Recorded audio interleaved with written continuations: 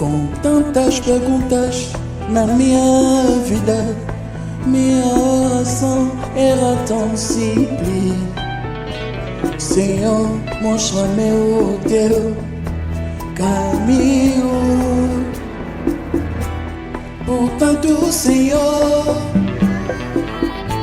de uma maneira como outra, me ensina através da natureza. Sim, o Senhor me ensinou. As lágrimas me ensinaram o valor de um sorriso. As lutas me ensinaram o valor de uma vitória. E o tempo me ensinou o valor da espera. Cada coisa que aconteceu na minha vida, Deus lhe permitiu porque ia me ensinar. Para fazer o quê? Para recolher. Você não pode recolher o que você não semeou. Você não pode recolher aquilo que você não plantou. Tudo aquilo que pode recolher tem que ser plantado. Amém. A Bíblia vem nos dizer, estamos a falar antes de colheita rapidamente, temos 15 minutos. A Bíblia vem dizer que Deus fez o homem com a sua semelhança e com a sua imagem. Olha a atenção, você não foi feito como animal, você não foi feito como árvore, você não foi feito como qualquer coisa, mas você é uma parte da divinidade de Deus. Entenda uma coisa, para você recolher aquilo que você semeou, primeiramente você tem que ter acesso da terra. Se você não tiver acesso daquela terra, você não terá como você recolher. Há muitos semearam, mas a terra não deu fruto. Por quê? Porque não teve a possessão daquela terra. Amém, igreja?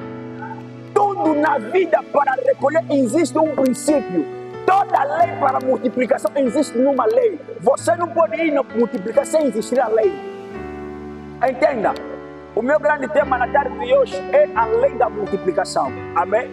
Você vai entender, a lei é a natureza, a multiplicação é a divinidade. Quem me entendeu? Vou te dizer, Deus está dizendo ao homem, domina. Aquilo é uma lei. Para dominar, existe um princípio. Você não pode sair do corpo para vir dominar agora. Quer dizer, quando Deus está dizendo, domina, está dando uma autoridade na terra, está dando um princípio para a terra te ouvir. Você não pode semear se você não existir uma lei em cima daqui. Toda lei é que nos permite termos acesso no terreno para poder recolher aquilo que nós plantamos. Você não pode vir na casa do pastor Júlio para você mandar se não existir uma lei. A lei é dele. Ele é que vai te dar autorização de você entrar para você plantar.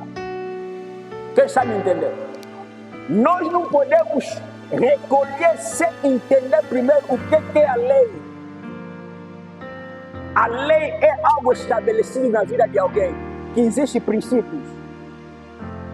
É por isso que você vai entender que o nosso grande tema é ano de colheita. Ano de colheita só se recolhe aquilo que você plantou no princípio. Tudo que tem princípio vai te dar acesso de você se estabelecer para vir recolher. Muitos hoje estão a tentar recolher aquilo que ele não plantou. Muitos hoje querem aquilo que ele não fez esforço. Muitos hoje querem um casamento que ele não fez sofrimento. Muitos querem viajar aquilo que ele não conseguiu. Para você recolher, existe um princípio. Aquele todo princípio, para você se multiplicar, existe semente. A lei está te dar acesso de você dominar naquilo. Você vai ter o domínio naquilo. Mas o que a terra vai receber da tua parte? Você quer recolher? Entenda, você não foi feito como animal. Você não foi feito como pau. Você não foi feito como peixe. Mas você foi feito como a semelhança de Deus. Tudo que aquilo é semelhança tem direito de dominar. Mas nós não estamos a recolher porque não estamos a saber dominar. A terra e nós temos o mesmo DNA. O DNA do homem e a terra é a lei que Deus deu. Deus deu lei no homem porque a terra é possessão do homem. E a mona mingi, bazo luka, bazo travailler, bazo joater. Eza que parce que baza mabete. Eza non parce que bazo sala ba exercice te, mais eza parce que ba ebi loi ya nature à mabeleki. Ce que comprend les lois ya nature à mabele, on comprend que yo na mabele boza ba même nature. Parce que portion ya décès ya mutu e uti na mabele. Mais souffle uti banzana.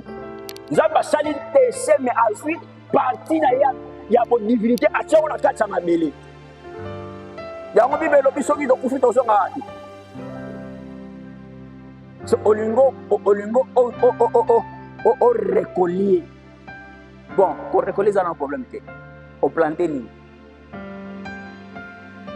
Pour récolter ça problème que mais yo planter ni. Les ya multiplication et ko sala que missionnaire yo ko bota mutu. Mais otiki. Si ko bota mutu. Au PCN. Écoutez, c'est possible que nous, l'église, est botone.